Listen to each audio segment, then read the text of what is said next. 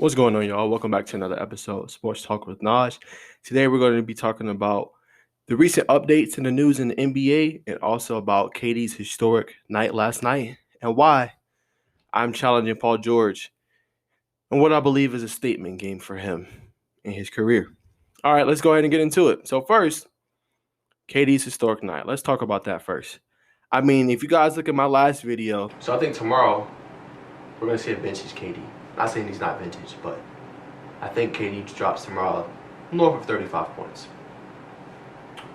I think he's going to show and remind everybody what an all-time great he is. I said KD was going to remind us why he's an all-time great. And guess what? KD did that. KD was fabulous, magnificent all night. He fueled a late fourth quarter run that got Brooklyn back in the game when they were trailing by double digits. He did have his backcourt star mate in James Harden, but he only had about 6 points. It was 1 of 10 from the field. So really, he did have help, but it was really KD put on the show. KD really put on the show, and he showed us what an all-time great he was, which is what I predicted. And in my prediction, I said 35 points, but he scored 49. And he was the first player in NBA postseason history ever to score 45 points, grab 15 rebounds, and 10 assists. I mean, it's just stuff. It was just a legendary performance. It's stuff made of legends. And he answered the bell. KD answered the bell, and he was cooking Milwaukee all night long. Now, I talked about KD's historic night. Let's talk about Giannis and some of his comments that he said he wants to take on the challenge of guarding KD. Giannis, you're a two-time MVP, and you won Defensive Player of the Year before. So I don't know if it's a coaching thing. I don't know if it's, not wanting to do it. But he does say he did say that he wants to take on the role, right? So you just got to do it. At some point, Giannis, if you want to be the best ever, which Giannis did say that he believes KD is the best player in the world right now. But if you want to be considered one of the best to ever play the game, you have to go take the challenge defensively. I'm sorry, but PJ Tucker is too small. That's not going to work. He's too small. Chris Middleton, you need him in the closing moments of games. He's your closer for the Milwaukee Bucks because he can create offense and he can score the basketball. Why would you have him guarding KD? Giannis, you are the most equipped to do that. You are 6'11", about the same height as KD. You have length and strength. So you have to take that defensive assignment. Now, if it's a coaching thing, I would send my coach down. Hey, look, he just cooked us for 49 points. What are we going to do about it? Well, this is what I'm going to do. I'm going to guard him in this quarter. I'm going to guard him in the fourth quarter, or I'm going to guard him early in the game. And that's what it's going to be. Because if you don't, then you have a potential of losing the series. Now, I think the series goes to 7 games because Kyrie Irving actually is not playing in Game 6 in Milwaukee. So it's the best time for you, if you're Giannis, to go ahead and win Game 6, a pivotal Game 6, very important Game 6. You could have won Game 5, but KD took over. You got to go home win Game 6 and accept the challenge to guard KD. I know he's one of probably the best. He's going to probably be top 10 all time, but you have to be willing to accept the challenge. Also around the NBA, more quick picks and quick takes and news around the NBA. Scott Brooks is no longer the coach of the Washington Wizards as they have parted ways. They could not come in agreement to a deal, so he's no longer coach of the Wizards. Kind of questions, what's next for Russell Westbrook? What is he going to do next season? Is he going to be back in the Washington Wizards uniform? Remains to be seen, but that's the coach that he played with or he was coached by when he was with OKC. Also, Stan Van Gundy is out as the head coach of the New Orleans Pelicans. He will not be returning after just one short season with the team. Now, I think for that young core, just briefly, I think that they need to add a stellar coach. You have You have Zion Williamson. You have Brandon Ingram, and we have to see what happens with Lonzo Ball in free agency. But you have 2 good young core players in Brandon Ingram and Zion Williamson. You need to get a coach that can coach both of them up and build a complementary team around both of them if you want to start seeing success. Because the last 2 seasons, they had chances to make the playoffs, and they failed both times. So they need to get the right coach in there if they want to start seeing some success as far as the Pelicans. Also, Kawhi Leonard is out. He's not going to play in the game tonight in a pivotal Game 5 against the Utah Jazz. He's out actually indefinitely with an ACL injury. Hopefully it's not too serious. I don't know the severity of his injury. Hopefully it's not an ACL tear or anything like that. But he is out indefinitely. So that is going to – it actually is going to put a hamper on the title hopes of the Los Angeles Clippers. So that's going to be rough. And I'm going to explore that topic a little bit because this is going to talk about Paul George and why I think this game coming up is a statement game for him. But I'm going to get into that in a little bit later. And also in other news, Draymond and Damian Lillard have agreed to actually compete in Tokyo Olympics this year for Team USA. So that's definitely a grind after a 72-game season with everything that went on and going right to the Olympics right out of the summer. That's definitely a tough bout. But the main thing and why I wanted to do this video was to bring up Paul George. Now, of course, to me, I don't think he's been the same player ever since his leg injury that he had with Team USA back, years ago when they was competing in the tournament. Paul George, if you go back to his Indiana days, was number 24. He was a dog. Like, he was dunking on people. I mean, you could see the flashes of superstardom in him. Now, he's still an all-star caliber player, but it doesn't feel the same. It feels like sometimes you're disappointed when you watch Paul George. Now, the last two games, he's dropped 31 points in Game 3 and Game 4. But you're not going to have your star running mate in Kawhi Leonard. Now, we know Leonard is going to step up. He did it last series, going for 45 in Game 6 on the road. He did it again in Game 7, scoring 30 or more points. Kawhi Leonard is going to step up when the team needs him. He's not going to fold 9 to 10 times when the team needs him. So, if you're Paul George, this is your time. You're going to have to show us what you're made of. Of course, like I said, you won't have Kawhi Leonard, but you still got, Pat Bev. You got Marcus Morris. You have Reggie Jackson, who just is looking unguardable right now and just, is scoring in spurts. You got Terrence Mann. You have the players around you, but what are you going to do? That's the big question for Paul George. What are you going to do? Are you going to make a statement? Are you going to step up?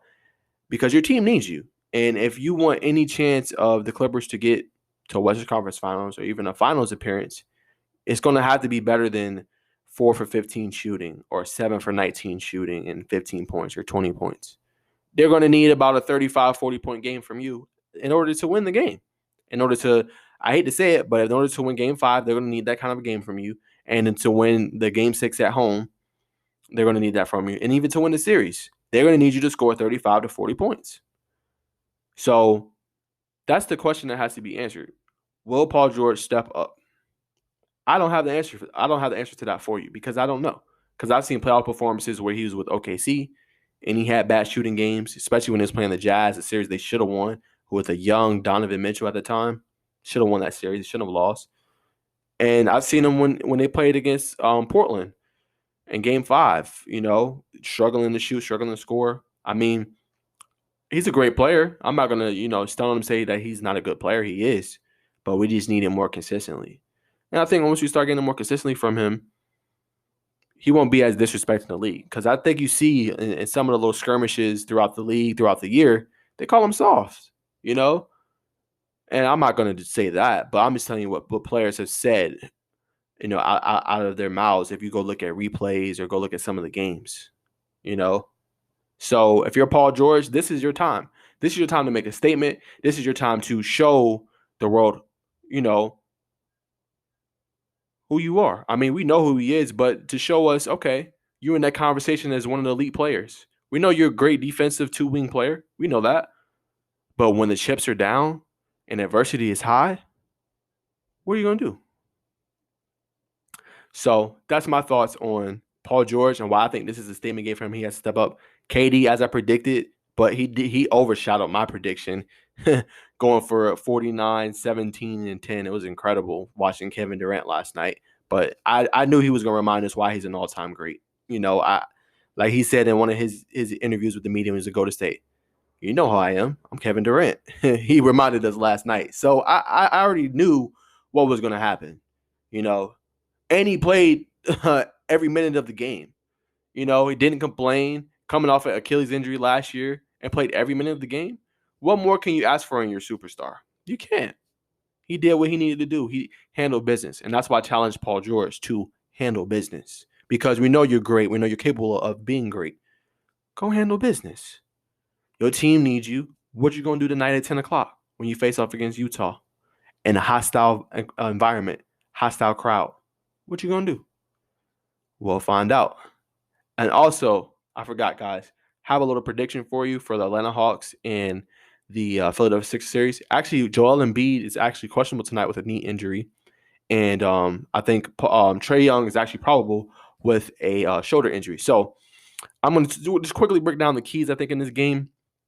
If you're Atlanta defensively, if Joel Embiid goes, you have to get him out of his sweet spot. You have to try to not commit fouls. Try to make him meet you shooting the basketball. Of course, you're going to get to his sweet spots in the post, try to back you down, get to the hole, finish. But if you're able to bring a double team or whatever you can do, you're going to have to find some way to be able to slow him down and prevent him from getting free throw line. Because when you get to free throw line, you get your rhythm. So I would say put a wall up, try to double early, force the ball out of his hands. Defensively, that's what you got to do. And you also got to make sure you own their shooters. They have shooters in Seth Curry.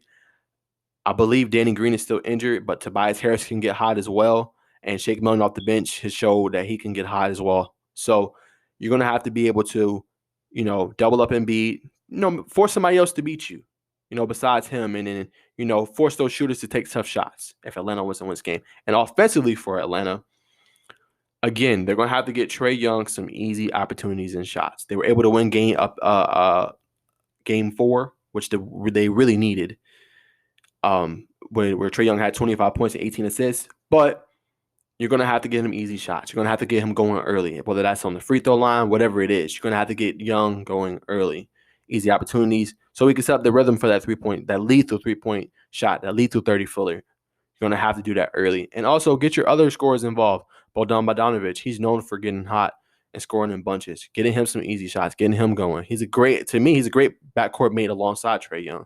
Can't really ask for no better in him. Also, I think you should start Kevin Huerter tonight too. He's a good shooter. He has good IQ, and he plays good defense. You need that out on the wing right now. You don't have DeAndre Hunter, who's out for the rest of the playoffs. Won't see him till next year with the meniscus injury. So there's no really news on Cam Reddish. So you're going to have to depend on someone. And I would start him over Solomon Hill. I'm going to start Kevin Huerter, just being honest. And they're going to have to, and for the Hawks to win on offense, they got to get their shooters going, and they got to make sure Trae Young, he already know he can facilitate and set up easy baskets for John Collins and Clint Capella, but they're going to have to get easy shots and get that perimeter shot going in order to steal this game on the road. And for the Sixers, in order to win, hopefully Embiid plays. If not, you're going to have to lean on Ben Simmons and Tobias Harris a little bit more.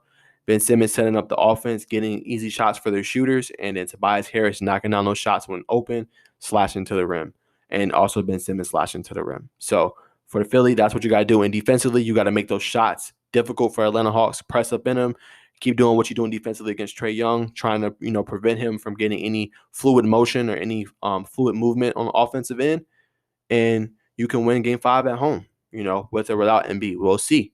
But my prediction, I think the Hawks still the one on the road. Close, tight-knit game. I think it's going to be like 101-98. That's my prediction. Again, it's just a prediction. Doesn't mean it's going to be right, but that's what I think about that game. So thanks again, y'all, for tuning in. Make sure you like, comment, and subscribe. Hit that bell notification so you're always notified whenever I produce content. And I'll see you guys in the next one. Peace.